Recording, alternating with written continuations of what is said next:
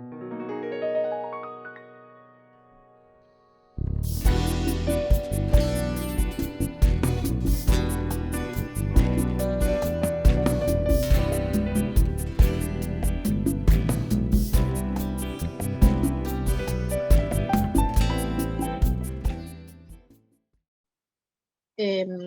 principio quería contar que este es acá estoy con Eugenia Sánchez, que estamos organizando juntas y con la comisión organizadora las primeras jornadas digitales del Servicio de Salud Mental de este año, que se llaman Lecturas del Síntoma, Psicoanálisis y Psiquiatría. Tendrán lugar el martes 26 y miércoles 27 de octubre. El martes 26, la mesa de psiquiatría trabajará sobre síntomas neuropsiquiátricos post-COVID. Y el martes 27 contaremos con una mesa plenaria de psicoanálisis y una mesa de trabajos prácticos donde se presentarán situaciones clínicas en el marco de la sala de internación y consultorios externos de salud mental de este hospital. Los ejes a trabajar serán fenómenos sintomáticos y síntoma analítico, los estados del síntoma, la puesta en forma del síntoma, y desde allí el trabajo con los inicios de tratamiento y la relación transferencia-síntoma. Bueno, le agradecemos mucho a Marta la participación en este espacio que, bueno, nos abre a empezar a abordar estos temas. Nancy va a presentar la Marta. Gracias. Bueno, ¿qué tal? Buen día a todos. Bueno, se inician las prejornadas, que siempre son una ocasión para revisar textos, renovar preguntas, y preguntas inspiradoras quizás para futuros escritos y ubicar ejes que faciliten el diálogo clínico y teórico. En esta ocasión contamos con estos dos conceptos, lectura y síntoma, y con la presencia de nuestra querida compañera, hasta hace muy poco, compañera de acá de trabajo de todos los días, y que sigue acompañándonos, Marta Campos, psicoanalista, cuenta con un largo recorrido de trabajo clínico en el hospital, trabajó en la sala de internación, coordinó el hospital de día, coordinó equipos de adultos en consultorios externos. Actualmente trabaja en la formación de profesionales, es supervisora de residentes y concurrentes de varios hospitales de la ciudad, y en nuestro hospital supervisa también la residencia, la concurrencia de psicología, y es supervisora de la sala de internación y de consultorios externos. Es una muy grata ocasión de empezar este diálogo de prejornadas con ella, por su precisión en la lectura teórica tanto como en la clínica. Muchas gracias, Marta. Bueno, buenos días a todos. Bueno, comienzo diciendo que a mí me pone muy contenta venir al Piñero, si se puede decir así, en esta ocasión, encontrarme con varios de ustedes que hace mucho que no conversamos. Agradezco a Andrea y a Eugenia la organización, porque yo también soy de la idea de que las jornadas dan mucho trabajo, pero son una ocasión para converger en un tema, frecuentar lecturas, recomendarse lecturas, y entonces me parece que es toda una oportunidad aprovechar.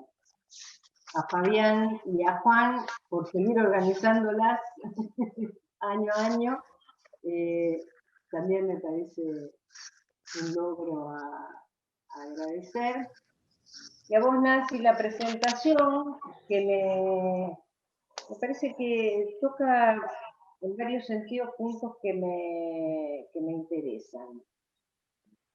Les cuento un poco cuál fue el itinerario. Voy a tratar, dentro de lo que pueda, porque estoy un poco desprolija con las citas, pero de ir situando la bibliografía que usé para este recorrido, porque entiendo el trabajo de preformadas justamente como un trabajo que permita calentar motores, digamos, ¿no? Y bueno, por ahí sugerir textos, o por lo menos decir dónde leí lo que voy a ir contándoles, a lo mejor provoca compartir alguna lectura.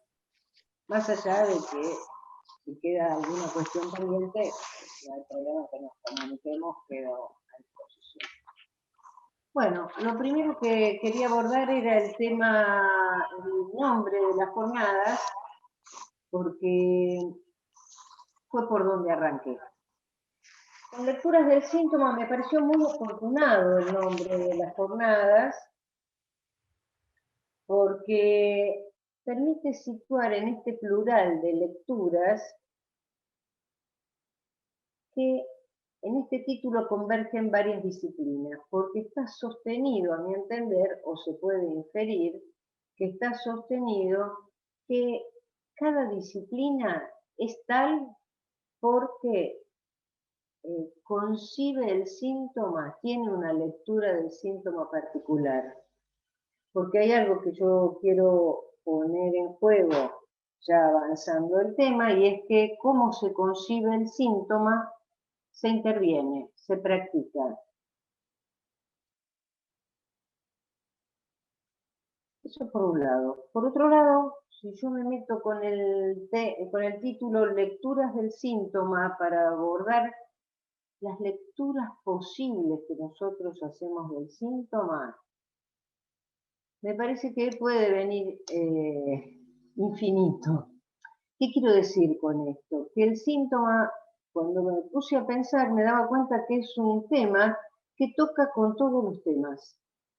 Por hacer un ejercicio pensaba en los seminarios de Lacan y pensaba que cada seminario tensa el concepto de síntoma a una articulación en particular, a la articulación que predomina, podemos decir, en cada seminario.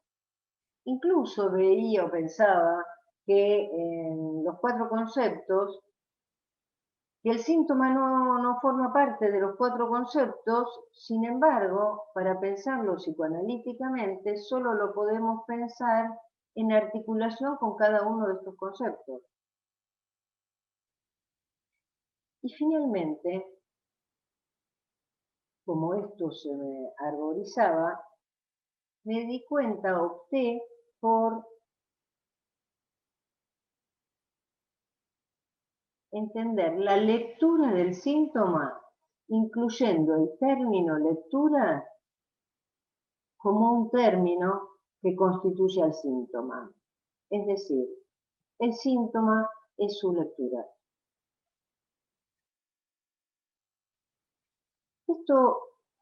Esta relación íntima, digamos, entre síntoma y lectura, está presente. Voy a tomar fundamentalmente textos de Lacan. Ya en los primeros escritos de Lacan, encontraba particularmente, y lo voy a mencionar porque me interesa después recurrir a esta cita, en Psicoanálisis y su enseñanza, que es un texto de 1957, va a decir: el síntoma ya es un hecho de lectura. Si el síntoma ya es un hecho de lectura, es porque él ya es un hecho de escritura. Entonces pone en juego en la definición de síntoma, lectura y escritura. Yo sé que es un escrito del 57, es un escrito que se encuentra entre 2 definiciones, a mí me parecen muy frecuentadas, de síntoma en Lacan, que son las que aporta en función y campo de la palabra, del 53, y en instancia de la letra, unos meses posterior a esta cita de la que quiero tomarme. En función y campo de la palabra, va a plantear justamente que el síntoma se resuelve por entero en un análisis del lenguaje, porque él está estructurado como un lenguaje. De esta cita quiero subrayar no solo la relación íntima que plantea entre síntoma y lenguaje, sino dos cosas más. Una me hace pregunta, y tendremos que contextuar y volver, a qué se refiere que el síntoma se resuelve por entero en un análisis del lenguaje. Lo que quiero decir con que a qué se refiere es que esto nos va a obligar a precisar órdenes del lenguaje. Por otro lado, que acá defina el síntoma como estructurado como un lenguaje, nos da cuenta de la convergencia que hay entre el concepto de síntoma y el concepto de transferencia, porque el concepto de inconsciente, porque acá plantea que el síntoma está estructurado como un lenguaje, cosa que sabemos que aplica al concepto que manejamos de inconsciente en Lacan. Entonces, me parece que esta coexistencia entre síntoma e inconsciente ya nos pone en una ruta específica del síntoma, ¿sí? Específica respecto de qué implica el síntoma en psicoanálisis.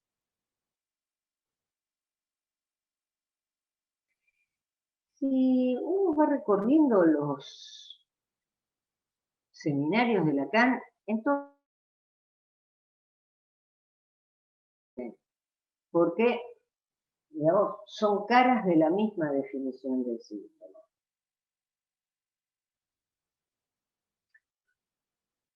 Me detuve en problemas cruciales porque lo vengo trabajando con algunos de ustedes, justamente en función de las jornadas, pero además porque me parece un lugar muy claro, una clase, la clase del 5 de mayo del 65, donde va a definir al síntoma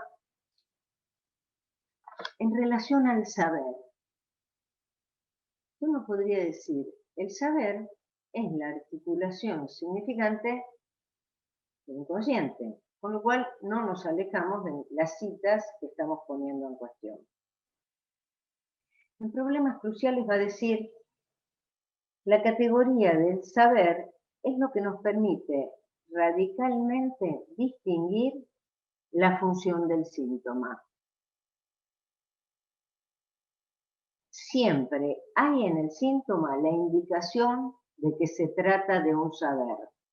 Entonces, estoy en el mismo territorio que hablar de que lectura implica el síntoma, el saber implica el síntoma.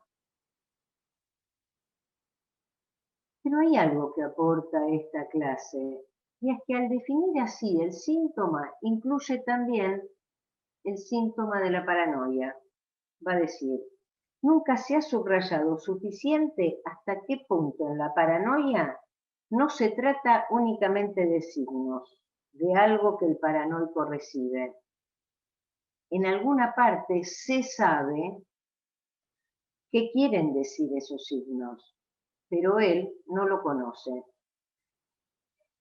Incluso va a decir que toda la sintomatología psiquiátrica puede ser definida en estos términos. Es cierto, y no voy a ahondar por ahí, pero que habrá de todas formas que especificar cuál es lo voy a decir así, que es el modo de presentación del saber y cuál es la modalidad de transferencia en la psicosis. Pero me parecía interesante porque no deja a la psicosis fuera ni del concepto de síntoma ni del concepto de inconsciente, más allá de cómo éste se presente.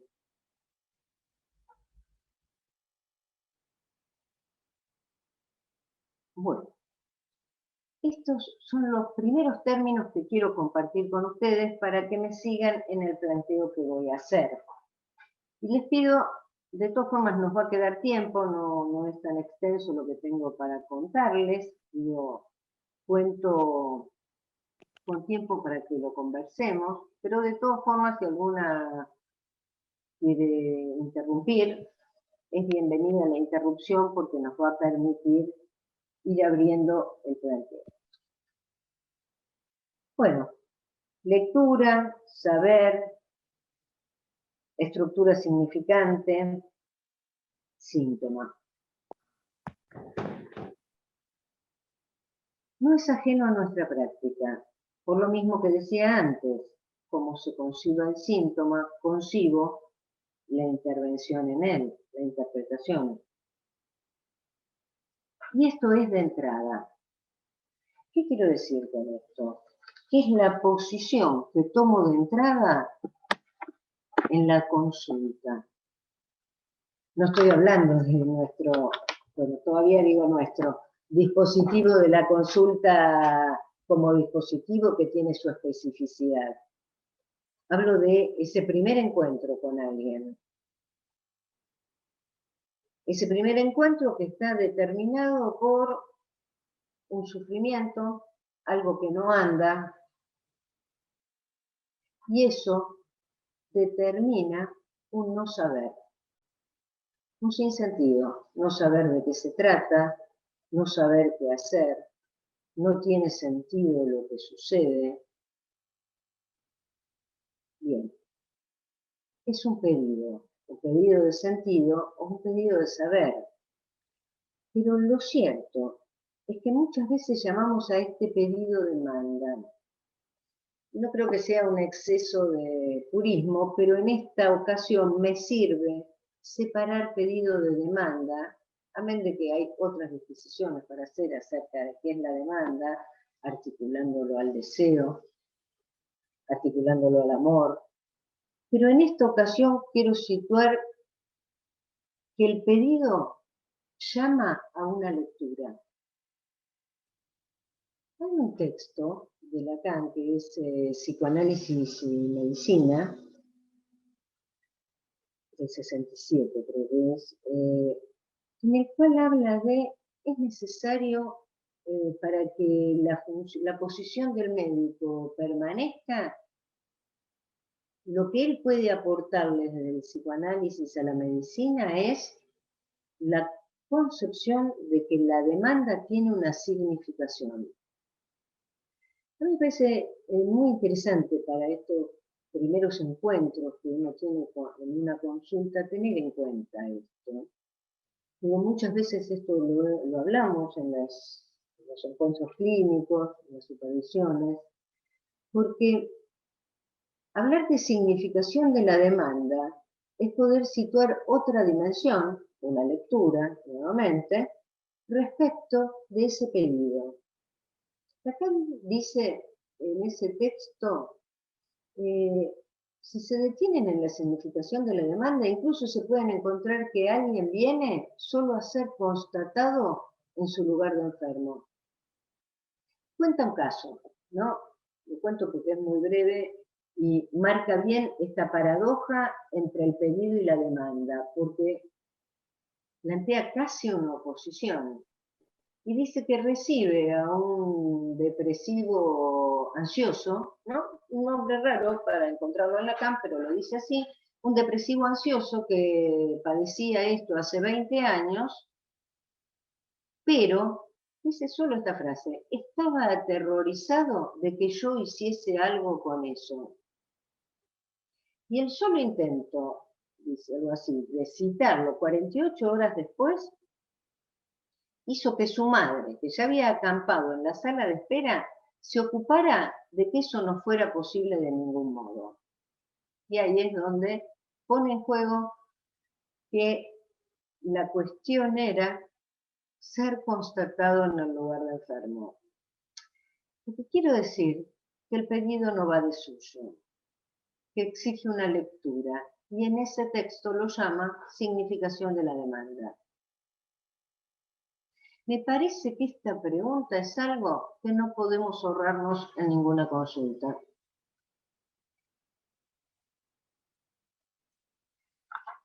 Bien.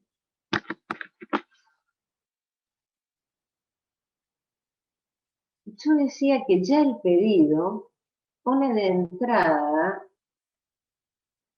en juego una lectura, nos exige una lectura.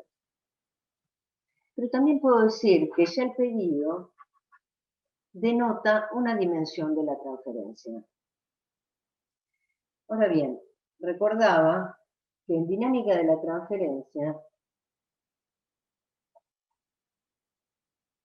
Freud precisa que la transferencia no es algo inherente al dispositivo analítico.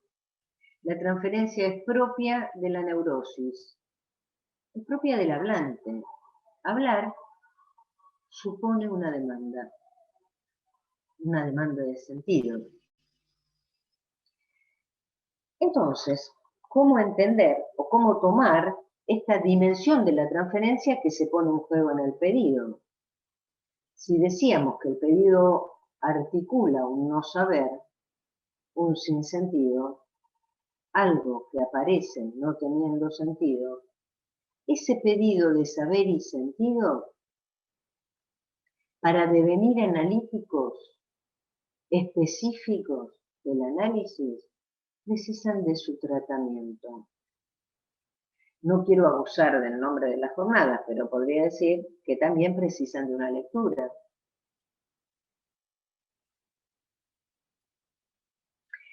¿Por qué es necesario que este pedido devenga instrumento de nuestra operación con el síntoma? Que devenga específica. Y acá quiero situar algo que hace a una definición de síntoma que quisiera discutir, conversar con ustedes, y es que la dimensión propia del análisis adviene por la articulación de la transferencia, articulación, anudamiento de la transferencia al síntoma. También podría decir lo contrario, que el síntoma encuentra su especificidad analítica si se anuda la transferencia. Entonces, la especificidad tanto del síntoma como de la transferencia se encuentran en su anudamiento. Voy a acercar algunas cuestiones respecto de esta afirmación.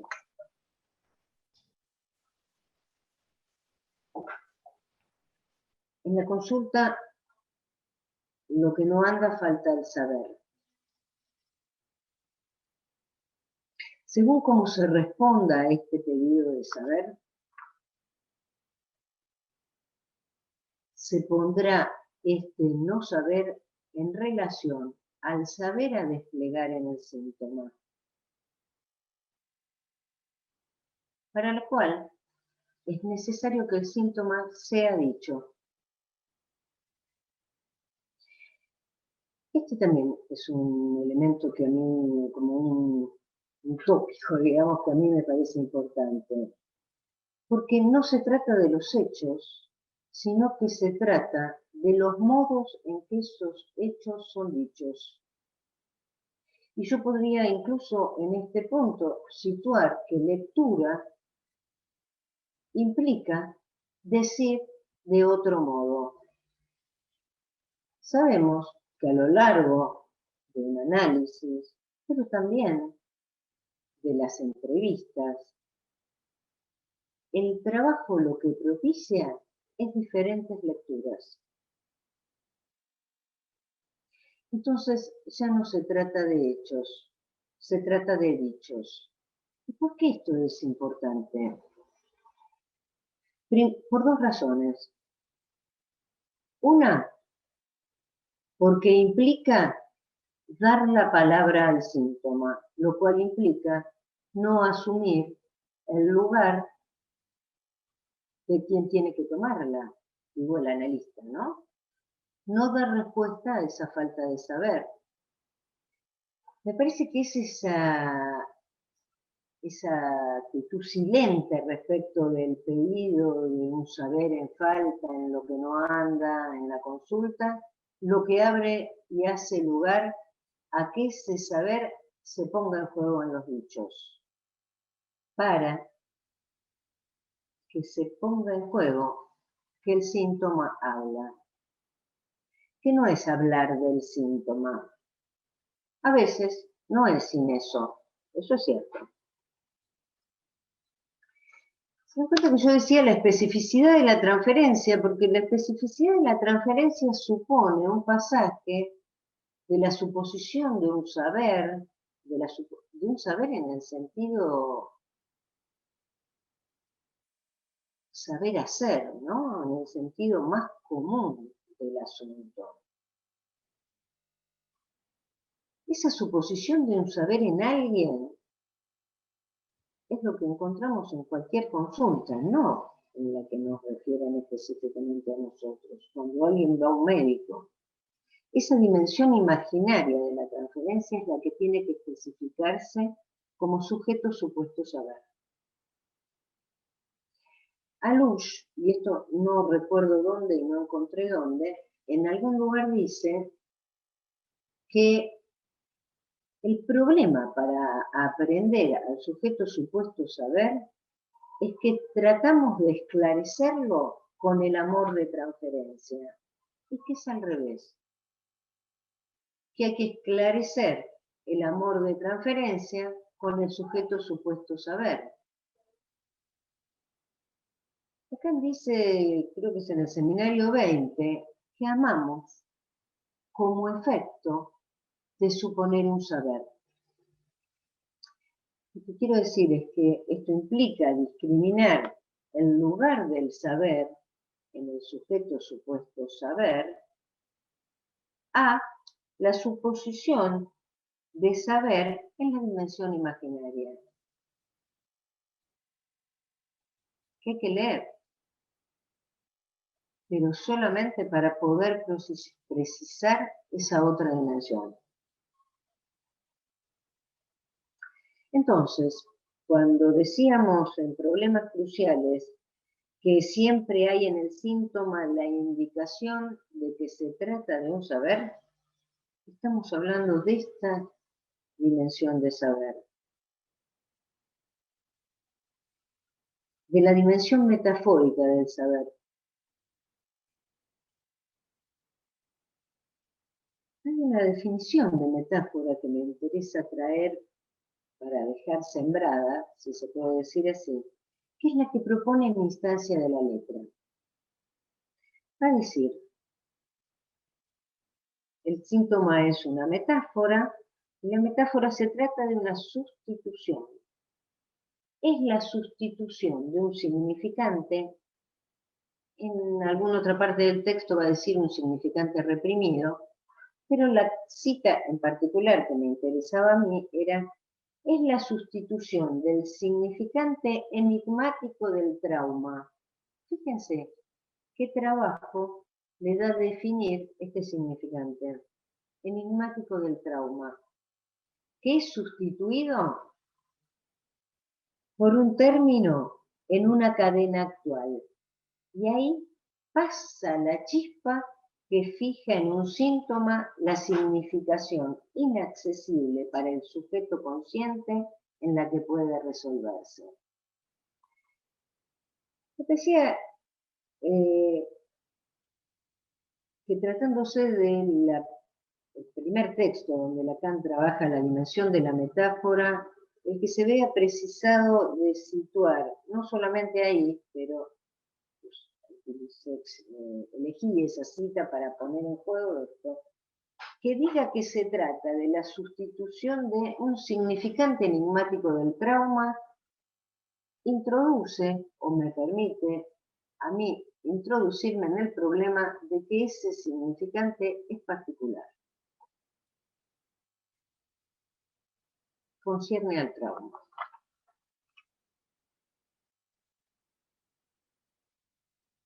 Bien. volví a la metáfora porque me había olvidado antes de situarlo y me importaba mucho situar esta cuestión del significante enigmático que es sustituido en el síntoma, que el que se despliegue las otras lecturas del síntoma, sus dimensiones metafóricas, porque cada lectura implica la puesta en juego de una sustitución, hace que advenga el síntoma específico que nos incumbe, un síntoma que habla, está tan en juego que Lacan en el Seminario de la Angustia plantea que la inhibición es un síntoma mudo, un síntoma que está en el museo porque no habla, y que en todo caso basta que nos pongamos a hablar de nuestras inhibiciones, que entremos en el campo del impedimento. El impedimento está en el campo del síntoma, es sintomatizable. Me parece que es otro lugar donde relevar que es necesario que lo que no anda sea dicho. Es decir, en el psicoanálisis no hay síntoma sin poner a hablar.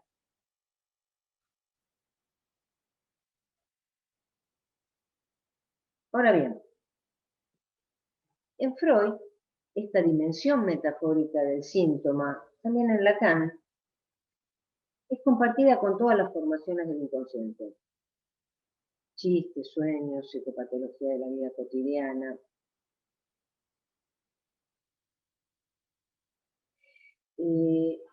Mazzotta decía que el problema era con Freud que nunca se le había perdonado que dijera que el síntoma estaba estructurado como un chiste.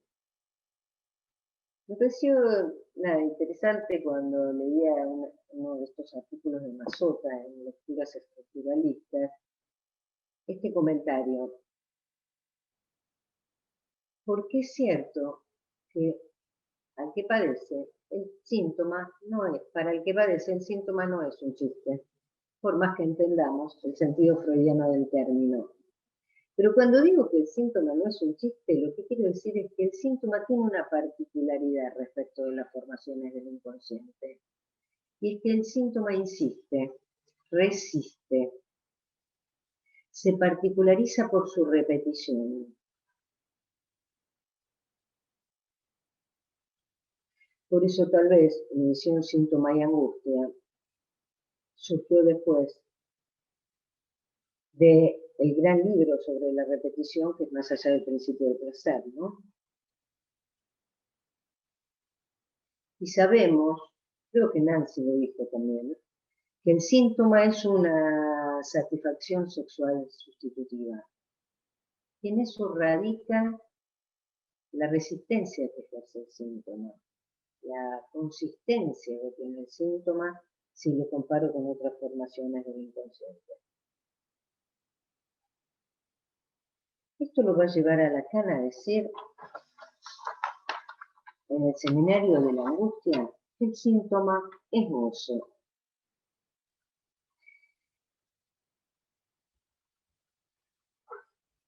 Es en el capítulo, si alguien quiere frecuentarlo, en el capítulo sobre el acting out, va a decir que el síntoma es en su naturaleza esencialmente gozo. Se basta a sí mismo. Estoy recordándolo porque no lo encuentro, pero creo no estar errándole por mucho. Va a decir, acá encontré una parte, tratándose del síntoma, está claro que la interpretación es posible, pero es necesario que la transferencia esté establecida. Es decir, el síntoma es goce y no admite lectura hasta que esa operación de la transferencia no esté instituida, ese anudamiento que planteaba. Por eso insistía en que no va de suyo.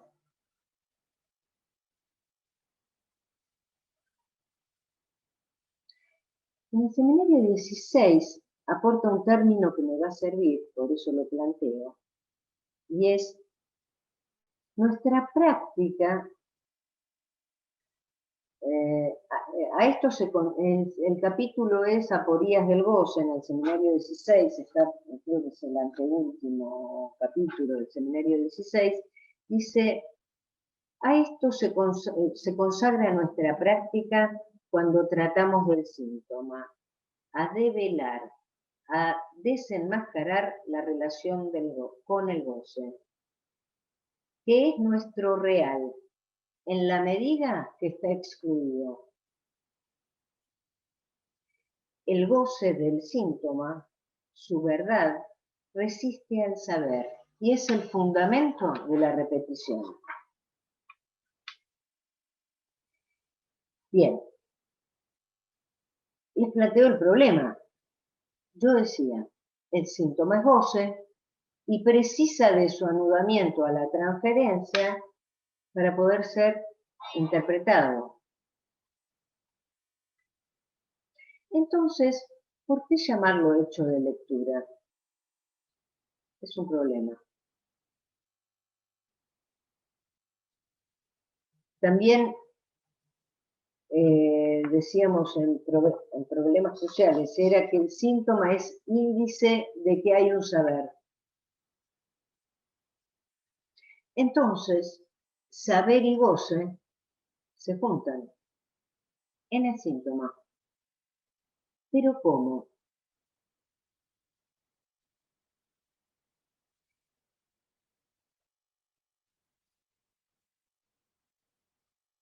Cuando hablo del goce del síntoma, hablo de la verdad del síntoma, justamente porque resiste al saber. Esto me orientó a interrogar la relación entre saber y verdad. Fui a los textos, porque eran los textos en los que andaba en esos días. En radiofonía, en la pregunta 6, le pregunta el que le hace las preguntas para esa entrevista de la radio, le pregunta si, esperen que lo quiero buscar porque eso sí no lo tengo a mano, le pregunta si son, perdón, pero tuve un pequeño inconveniente con las citas hoy a la mañana en la impresora.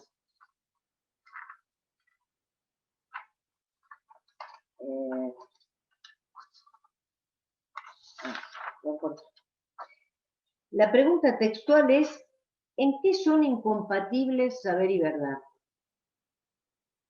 Y Lacan se burla, incluso dice, la pregunta va a recibir, voy a responder con la burla que se merece. Y va a jugar con la homofonía de que en verdad, saber y verdad no son incompatibles, sino que se condolecen, se compadecen. Pero lo que me interesa es esto que va a plantear acá. Yo no articulé la topología que delimite la frontera entre verdad y saber. Fíjense, está planteando una topología para dar cuenta, una topología que no encontró, para dar cuenta de la relación entre saber y verdad. No son incompatibles,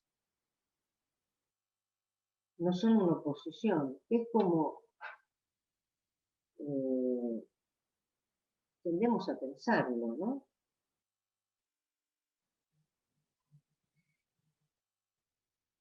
El otro lugar donde me detuve para pensar la articulación entre saber y verdad es en Literaterra. Literaterra va a plantear también en términos de los que no entienden mi discurso oponen saber y verdad.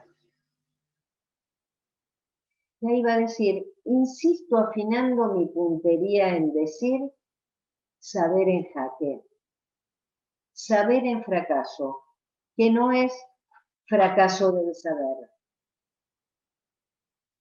Bueno, me pareció que resolvía bien la falta de una topología, como dice él, porque afinó la puntería. Y me pareció que concierne al trabajo, a lo que quiero plantearles respecto del síntoma, situar que el saber a desplegar del síntoma solo puede pensarse articulado a la verdad del síntoma si es un saber en falta.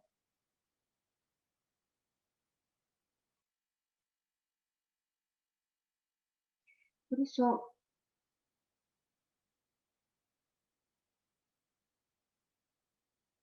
me parece que la importancia o la aparente contradicción, no sabría bien cómo decirlo hoy, pero sí, yo diría aparente contradicción entre definir el síntoma como goce y su abordaje por el despliegue de un saber. Digo, es una aparente contradicción, porque el goce solo es abordable como fracaso en el saber, como efecto en el saber. Es decir, que si invitamos a producir un saber vía la transferencia del síntoma, es en función de que se produzca un saber agujereado, un saber en falta.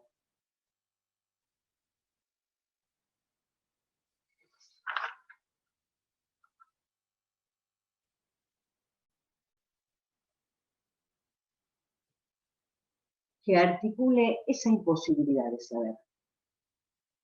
En esta búsqueda que venía haciendo y venía apuntando las cosas que iba encontrando, encontré en el seminario 20 que él dice: el discurso analítico no se trata de otra cosa, no se trata sino de lo que se lee. De lo que se lee más allá de lo que es, de lo que se ha incitado al sujeto a decir. Entonces, tenemos la dimensión del decir, la lectura y la escritura. Si en lo que se dice leemos, es para situar como hecho de escritura el fracaso del saber, que es lo real del síntoma, la letra sin sentido del síntoma.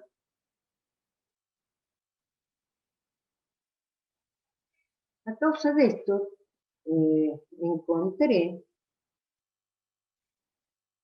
que tardíamente, en el seminario Momento de Concluir, va a decir: lo legible es el saber.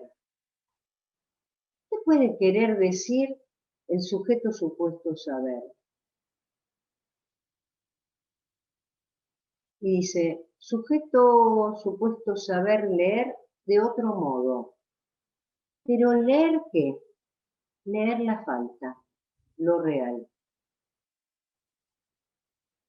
La letra. Acá quisiera yo comentarles que este es un texto que pone en juego estos términos, ¿no? La letra como la dimensión real del significante, sin sentido. Es más, en Literaterre dice, bueno, a riesgo de que lo transformen en una cantinela, la letra es lo real, el significante es lo simbólico. Sin embargo, no podemos pensarlas en disyunción. El goce se bordea, se muerde en el sin con el. El goce se bordea, se muerde con la estructura significante, pero para producir allí una falta. Recordé entonces que en el año 68 Lacan, en una reseña de enseñanza, habla de nuestra interpretación. Y va a decir que del inconsciente no le llega a través del sueño más que el sentido incoherente que intenta vestir de frase. Porque del sueño solo nos llegan los relatos. El relato ya arma un saber. Miren lo que dice ahí Lacan. Que por lo tanto lo que le viene del sueño al analista, lo que escucha ya es una lectura. Perdón, él dice ya es una interpretación. A los fines de nuestra jornada, yo digo, lo que escuchamos ya es una lectura. Es decir, cuando yo digo hacer hablar al síntoma, pongo en juego ya la lectura que el inconsciente hizo de ese goce. Por eso, concluyo esta frase primero, perdón. Acaba de decir, bueno, lo que ustedes reciben del sueño ya es una interpretación a la que podría llamarse salvaje. La interpretación razonada con la que sustituyen no es mejor, sino porque hacen aparecer la falla que la frase denota. Entonces, me parece que es muy interesante situar al síntoma, en este caso está situando al sueño, ¿no? Pero tanto en la cita de momento de concluir como en esta, que es 10 años anterior de las reseñas de enseñanza del seminario 7, lo que pone en juego es que la transferencia lo que va a permitir leer, a diferencia de lo que lee el síntoma, es la falta que el síntoma pela. La falta que va a recibir diferentes nombres según el engrama conceptual que Lacan esté armando, porque cuando ubica la letra, también está precisando la dimensión de sinsentido, otro nombre de la falta.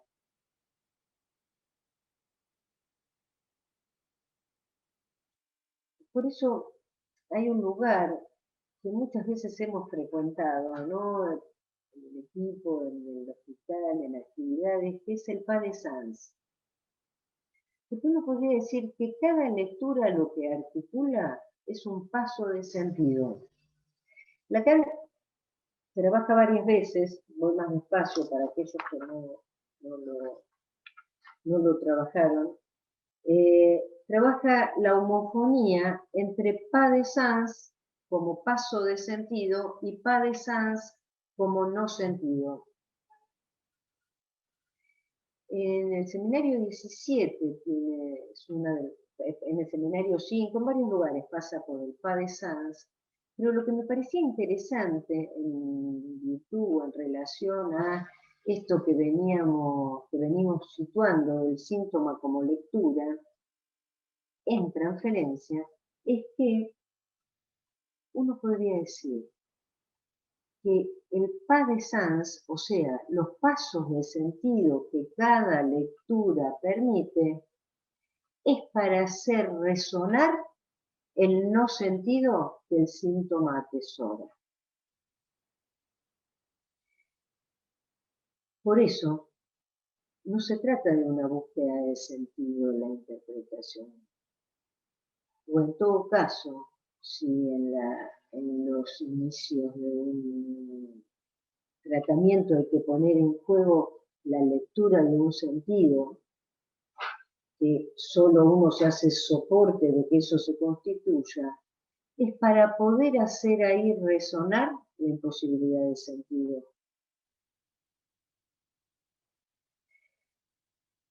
Bueno, yo paro acá porque no sé por qué razón siento que me quedó un poquito condensado y me gustaría que lo conversáramos para abrirlo. Marta, excelente recorrido porque me parece que has tocado una serie de tópicos interesantísimos: síntoma y lenguaje, síntoma inconsciente, síntoma y saber, síntoma y transferencia, interpretación, que nos da lugar como para ir pensando para nuestras jornadas, pero aparte, bueno, habla también de tu elocuencia y tu capacidad de poder resumir en tan poco tiempo tantos conceptos. me quedé pensando en el tema, en lo último, la interpretación y lo que vos decías con respecto a la resonancia de aquel punto que el síntoma aloja, que no se resuelve por el lado del saber, sino que pone en evidencia algo del orden de la falta. Y recordaba, que no la recordaba, pero no la tengo textualmente, una cita de este seminario, ¿viste? Cuyo nombre le llamamos amigablemente Linsu, ¿no? Que dice que una interpretación justa, porque estaba pensando eso, ¿no? ¿Qué es una interpretación? Y él dice una interpretación justa ahí. Una interpretación justa es aquella que apaga o extingue, según la traducción, o extingue un síntoma. Y esto da cuenta de que la verdad tiene una característica o se especifica por ser poética. Y agrega metáforas, metonimias, ¿no? Todo aquello que él alojó de Jacobson, pero también dice, la interpretación tiene como la misma conformación que el chiste. Nada más que nosotros no tenemos nada bello que decir. Digo, por eso del bien decir, ¿no? Que el bien decir no es algo bello. Sí.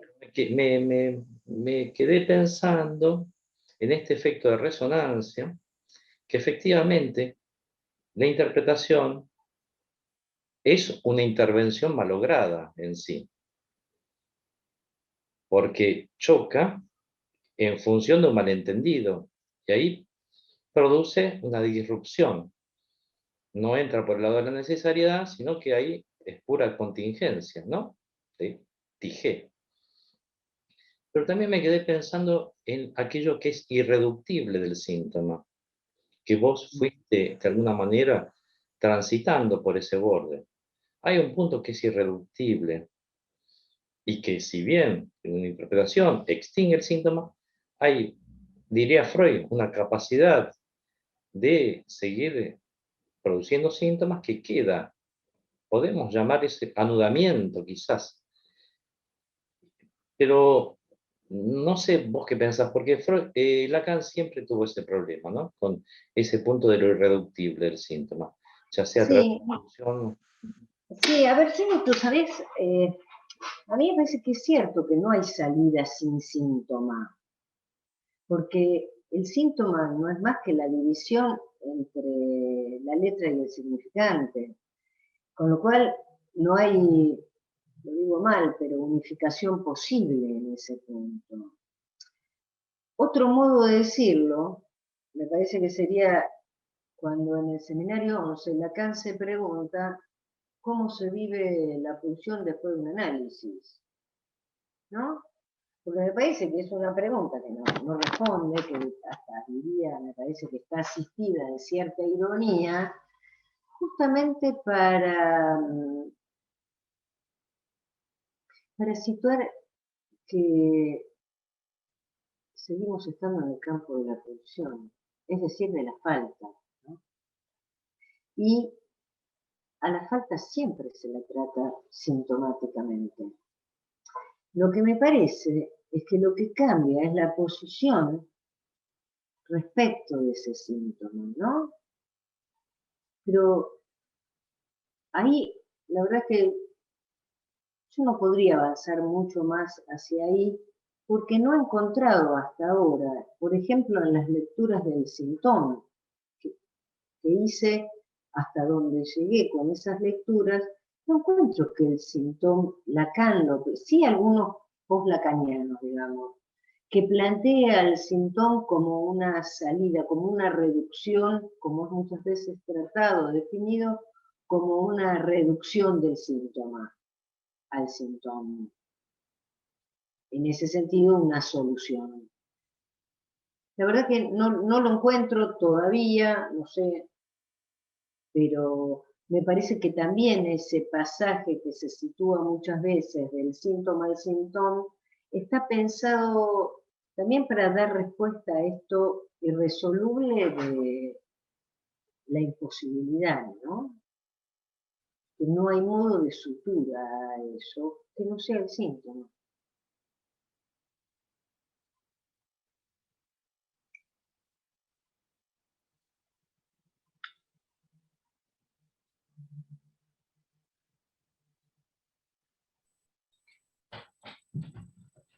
Hola Marta, buen día. ¿Cómo te va? Bueno, me encantó el recorrido, muy consistente, muy sesudo, muy a lo Marta Campo. A mí me pareció, a ver, hay muchas cosas de mucha incidencia clínica en lo que vos decís. Pero, me gustaba volver o subrayar esto que, a ver, que vos decís, como a veces en la transmisión se arma como una falsa disyunción o una tensión entre el síntoma como goce y el síntoma como despliegue de saber, que vos ubicabas como una aparente contradicción.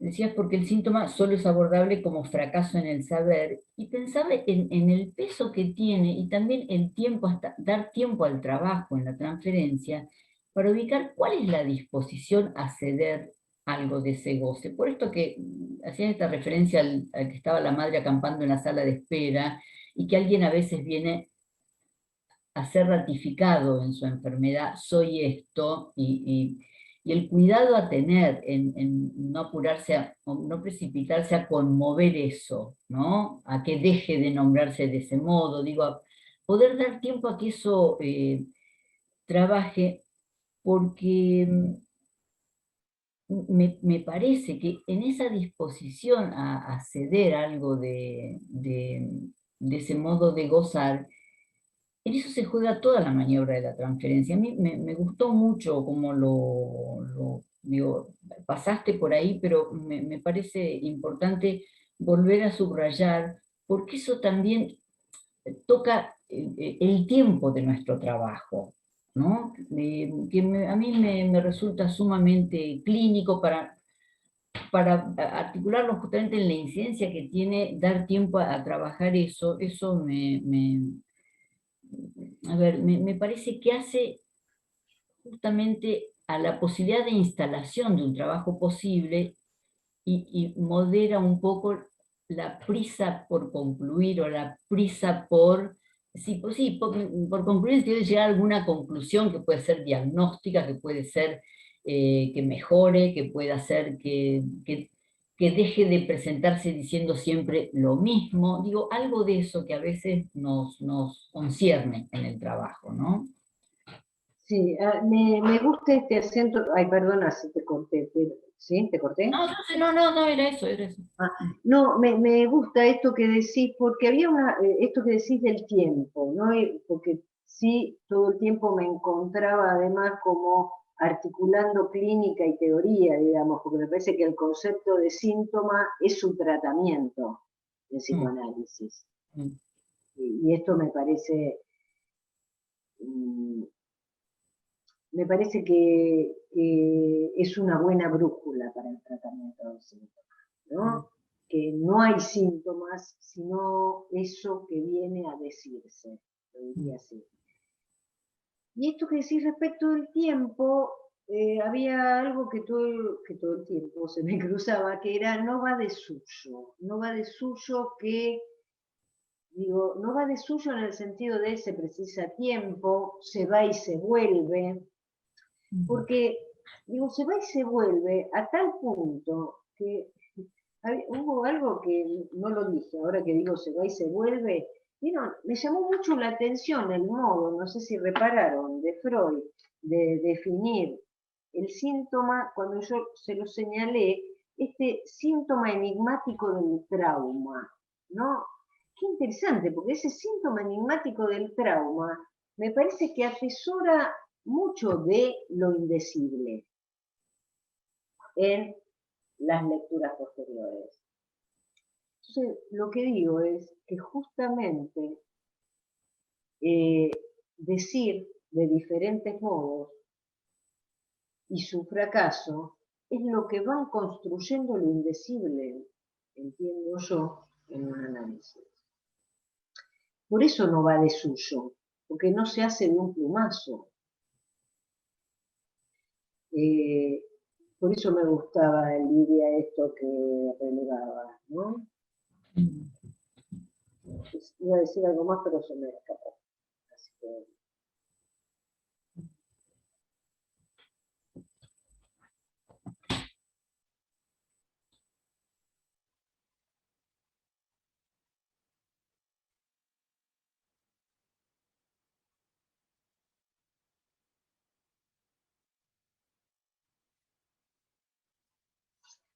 Un comentario, pregunta.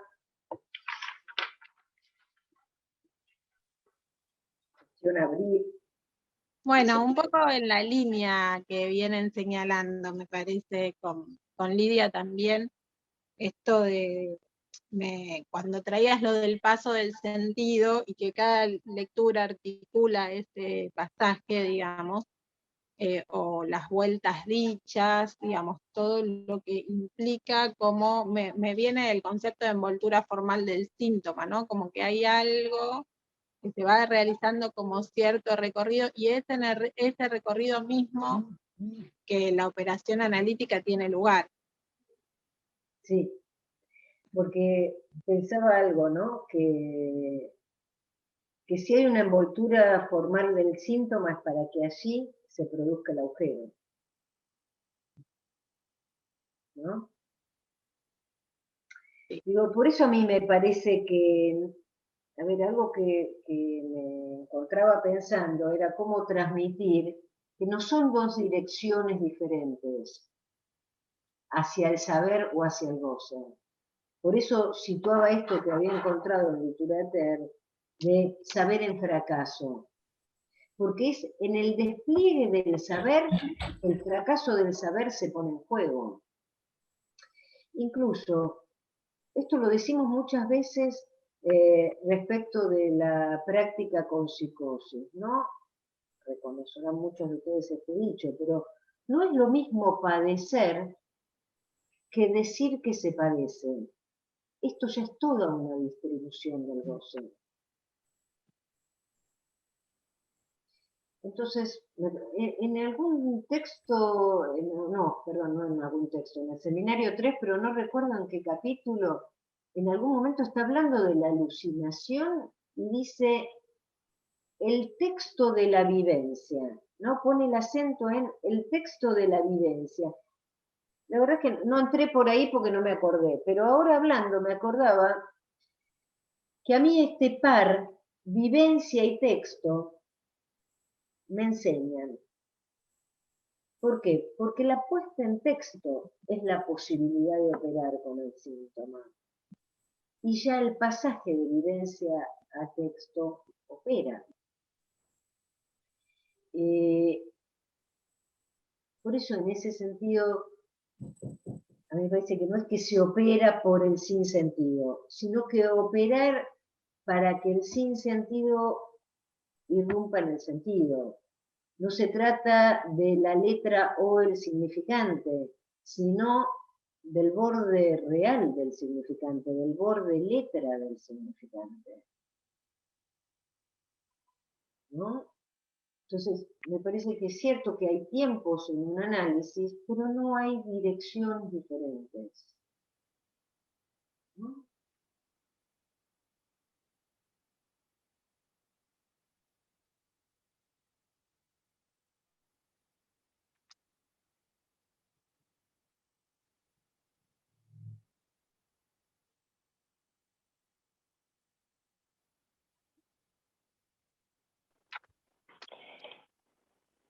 Marta, bueno, me encantó todo el recorrido que hiciste. Hay un montón de citas que me perdí, después te vamos a preguntar bien de qué, claro, de qué lugar. Pero hay una frase que a mí la escuché ambigua, en el sentido de lo que escuchamos ya es una lectura, ¿no? O sea, lo que el paciente dice en el momento de presentarse en un primer encuentro o en los primeros encuentros, va tejiendo una lectura, pero también lo que escuchamos como posición del analista es una lectura también, o sea, en la medida en que podamos ubicar con más precisión desde dónde escuchamos, o si damos o no lugar a la falta, al sinsentido, a lo que se va a construir a lo largo del análisis, posibilita o no que ese saber se desarrolle. No entendí la última parte, Nancy, porque me quedé pensando en que me resulta muy interesante la primera parte. Te contesto la primera parte y después arrancamos. ¿Sabes qué? Porque vos tocás un punto que yo no desarrollé, lo esbocé nomás, y a mí me parece interesante cuando dice en función y campo que es un hecho de lectura porque es un hecho de escritura, ¿no? Digo, es sorprendente cómo Lacan vuelve cuando empieza a trabajar la letra como un nombre de lo real en su enseñanza, cómo vuelve a la instancia de la letra. Es decir, que vuelve a este tipo de afirmaciones también. Entonces, a mí me parecía interesante porque el síntoma es escritura que tiene que ser leída. Lo digo en estos términos.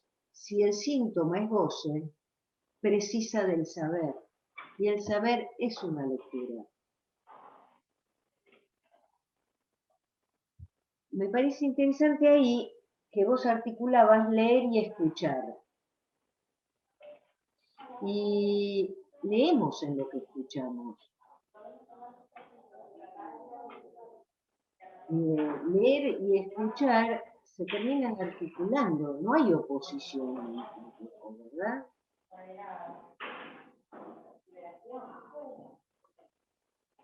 Sí, no sé si apuntabas a eso. Sí, que tiene que ver con la segunda parte, que también lo que escuchamos es una lectura en función de la posición clínica que tengamos, o sea, muchas veces decimos, bueno, tener claro cuál es la teoría o tener ubicado qué es lo que podemos escuchar y qué es lo imposible de ser escuchado y que se despliega en la transferencia. Nosotros también escuchamos desde una lectura, o sea, desde la lectura que tengamos del sujeto, del síntoma, Sí. del inconsciente. Sí. Totalmente. Por eso yo decía, Nancy, que el primer sentido del nombre de las jornadas dan a leer esto, dan a entender esto, porque si yo digo que hay lecturas del síntoma, esas lecturas se reúnen en disciplinas. Entonces yo puedo decir, si yo hago tal lectura, o sea, tengo tal concepto del síntoma, la práctica que haga sobre el síntoma va a ser una, ¿no?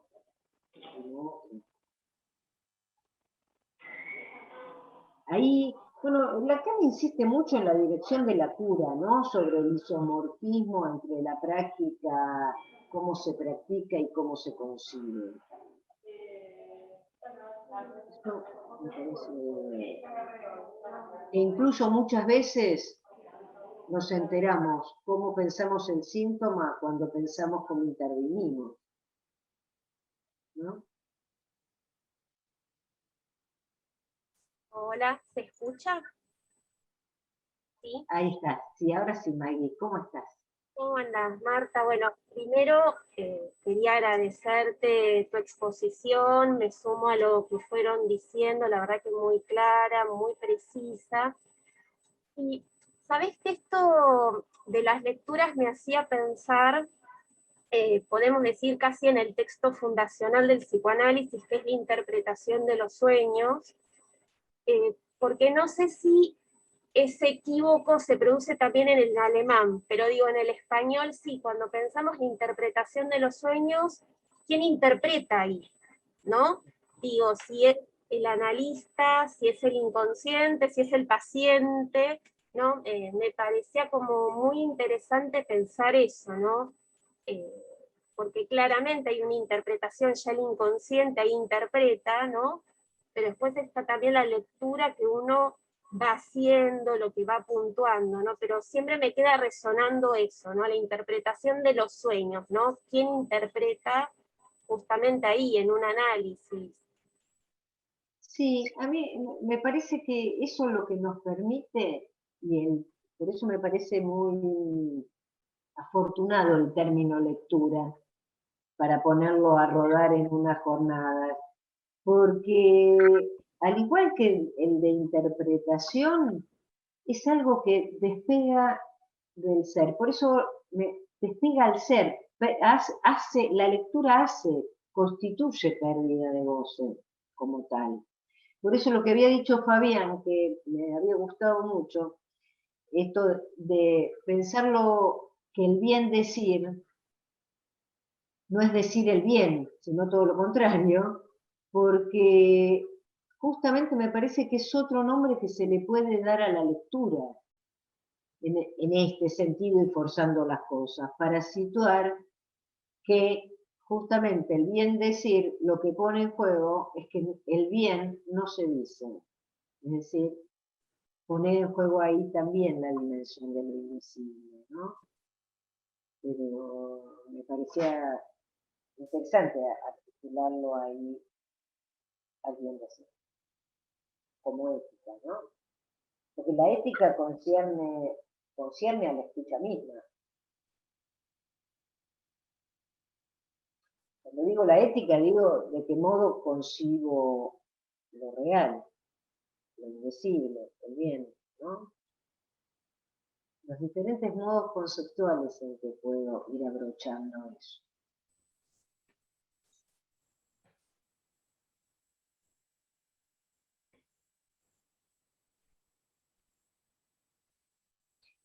Sí, retomando un poco lo que decía Maggie, me parece que pone el dedo en la llaga en un problema, y es que cada vez que andamos a la pesca del quién, corremos mucho riesgo de desorientarnos, ¿no? Sí. Porque en todo caso hace a la función del analista crear las condiciones o hacer posible que eso se ponga a trabajar, ¿no? Que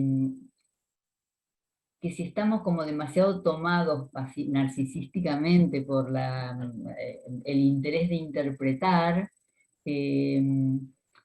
bueno, estamos en un problema, ¿no? Me parece que en todo caso lo trabajoso de nuestro trabajo, y diría lo creativo, lo inédito cada vez de nuestro trabajo, es crear las condiciones para que para que el trabajo prosiga, ¿no? Porque entre otros lugares, en el seminario 11, cuando habla o trata de definir cómo piensa la interpretación, es remover ese obstáculo que detiene el trabajo, y la interpretación lo haría caer para que el trabajo prosiga, ¿no? Creo que me parece eso, que si estamos a la pesca del quién, tenemos mucho riesgo de meternos en un problema. De resistir al trabajo, digo, en sentido. Es interesante esto, porque entonces tal vez se podría pensar que lo que se dice en un análisis, no quién lo dice, es una lectura. Claro. Uh-huh.